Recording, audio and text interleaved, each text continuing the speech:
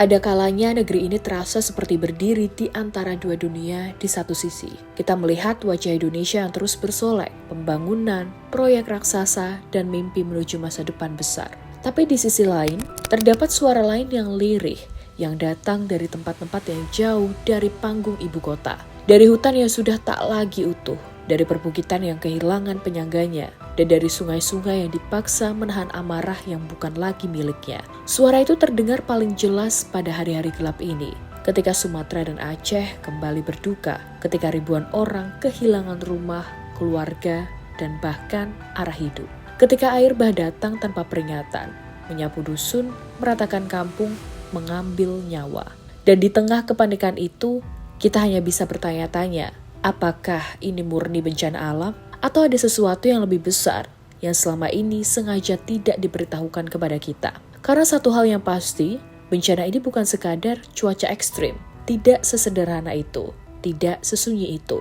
Mulai dari warga, relawan, jurnalis, hingga media internasional, semua melihat tanda-tanda yang sama. Ada sesuatu yang tidak beres, ada sesuatu yang disembunyikan. Dan sekarang, izinkan Mimin akan membicarakan semuanya.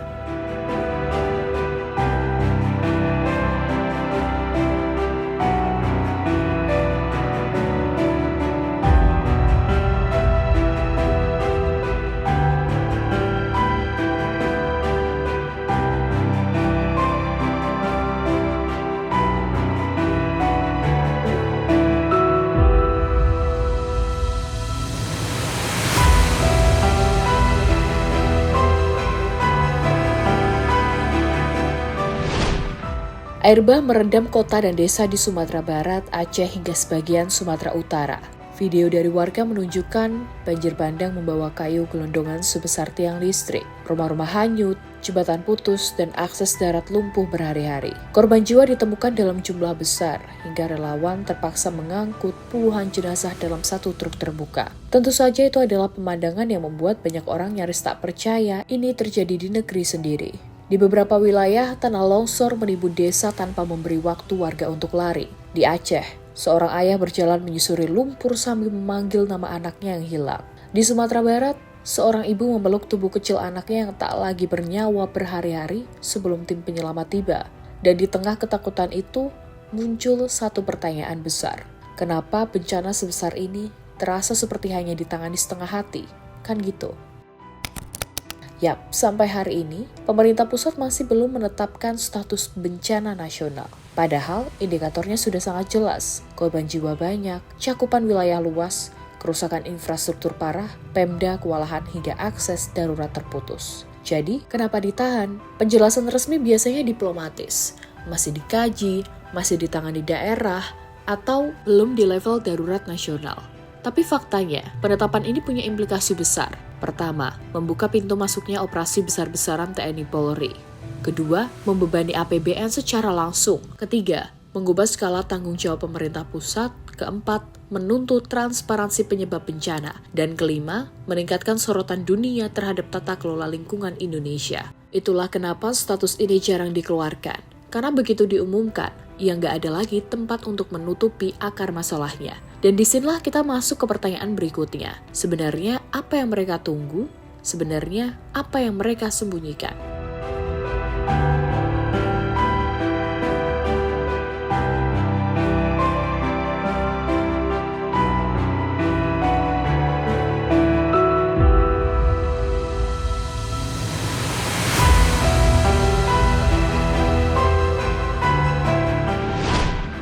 Yap, mulai dari warga hingga jurnalis internasional, semua menyebut hal yang sama.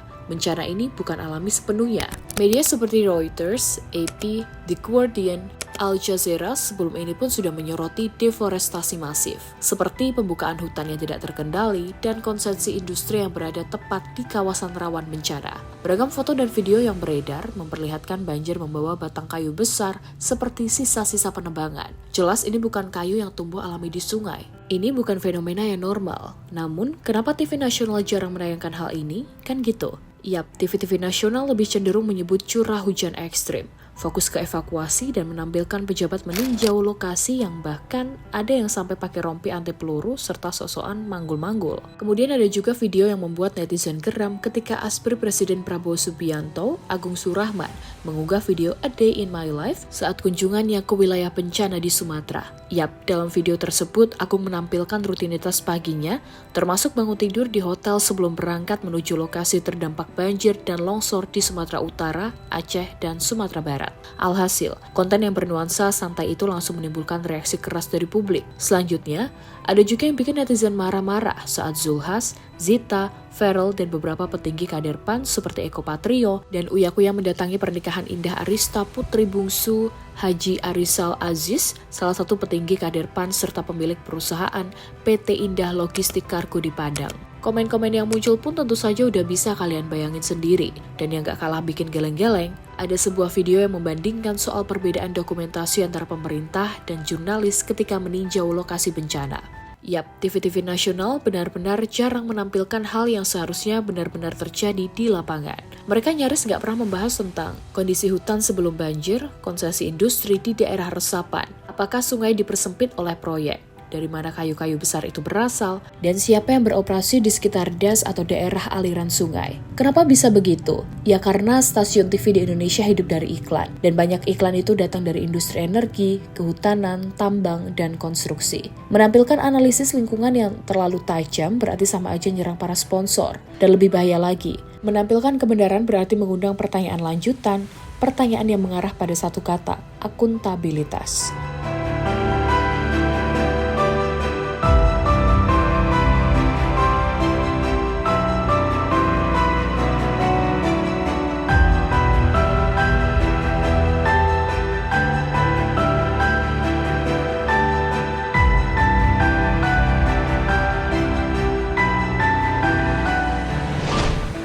Sementara itu beberapa hari lalu, media-media lokal memuat laporan bahwa unggahan seorang anak dari pejabat Purbaya memviralkan dugaan jejak industri PT Toba Pop Lestari dalam banjir Sumatera. Unggahannya sendiri menyebut adanya aktivitas industri yang diduga berperan atas kerusakan kawasan hutan di sekitar lokasi dan hubungan antara konsesi dengan aliran air. Perusahaan langsung membantah, tapi fakta bahwa isu ini sampai memaksa perusahaan buka suara menunjukkan satu hal. Isu ini bukan rumor kecil, bukan lagi pembicaraan warganet, tapi bagian dari diskusi nasional. Dan kontroversi ini semakin menegaskan pola besar yakni lingkungan rusak, banjir makin parah, warga jadi korban, tapi yang paling disalahkan hanya cuaca, lah kocak.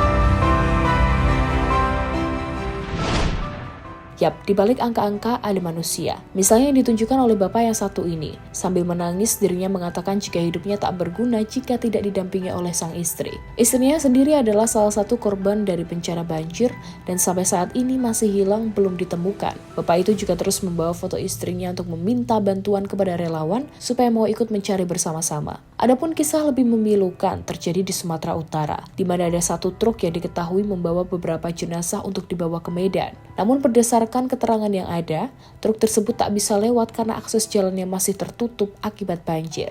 Dampaknya jenazah yang berada di truk tersebut menjadi terbengkalai dan dibiarkan begitu saja sambil menunggu jalan kembali normal. Sebelumnya momen pilu lain juga terjadi di Sibolga saat tim SAR menemukan jenazah ibu dan anaknya yang tengah berpelukan. Dengan penemuan itu tak bisa membayangkan bagaimana perasaan ibu dan anaknya sebelum banjir menerjang mereka. Jelas ini bukan footage TV. Ini bukan liputan yang aman untuk siaran prime time. Ini adalah realita yang tidak semua orang kuat melihatnya.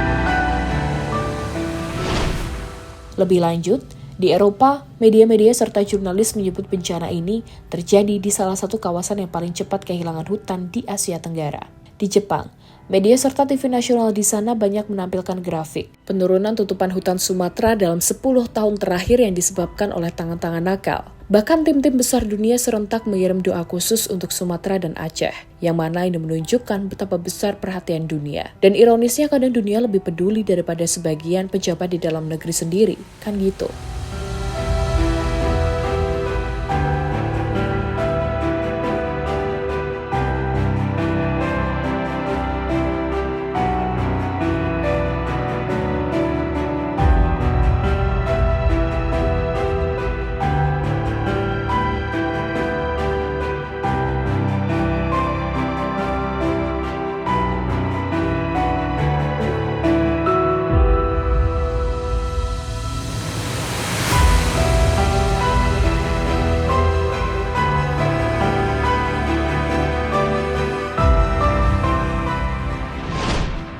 Di sisi lain, di saat negara lambat bergerak, rakyat tak menunggu. Ferry Irwandi menggerakkan massa bantuan.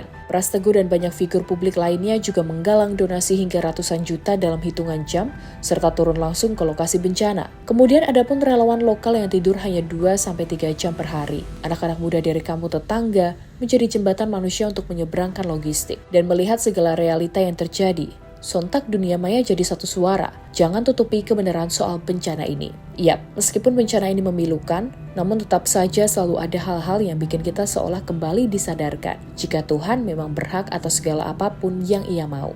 Seperti misalnya ketika ada pemandangan di Aceh, manakala sebuah masjid masih berdiri kokoh di tengah puing-puing kampung. Tampak jelas masjid itu tak tersentuh arus, tak roboh, tak retak. Kemudian yang terjadi di Danau Singkarak, salah satu danau yang terkena imbas dari banjir yang terjadi di Sumatera Barat. Bahkan kabarnya danau tersebut menjadi muara dari kayu gelondongan akibat pembalakan liar yang terjadi di sana. Terbaru, danau itu viral dan menjadi perbincangan dari netizen karena aliran airnya sangat jernih, mirip yang ada di negara Swiss. Fenomena ini menjadi pengingat bahwa dinamika alam di satu wilayah dapat menunjukkan sisi yang sangat berbeda pada waktu yang sama, antara bencana dan keindahan yang tidak terduga. Dan di balik kehancuran, ada titik-titik kecil yang membuat kita mengingat bahwa setelah badai, Tuhan selalu menyisakan harapan.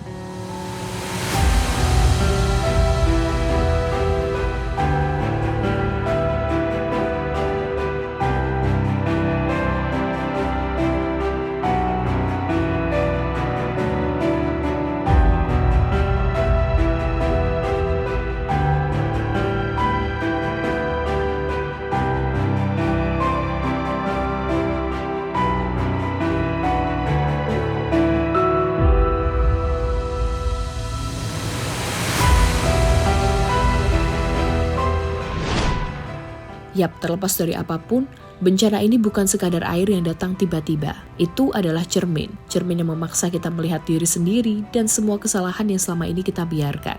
Kita bisa saja mengabaikan fakta, kita bisa pura-pura tidak tahu, tapi alam tidak pernah bohong. Ia selalu kembali menagih setiap hutan yang ditebang, setiap sungai yang disempitkan, setiap bukit yang dilukai. Dan jika kita tidak belajar dari hari ini, maka bencana berikutnya hanya masalah waktu.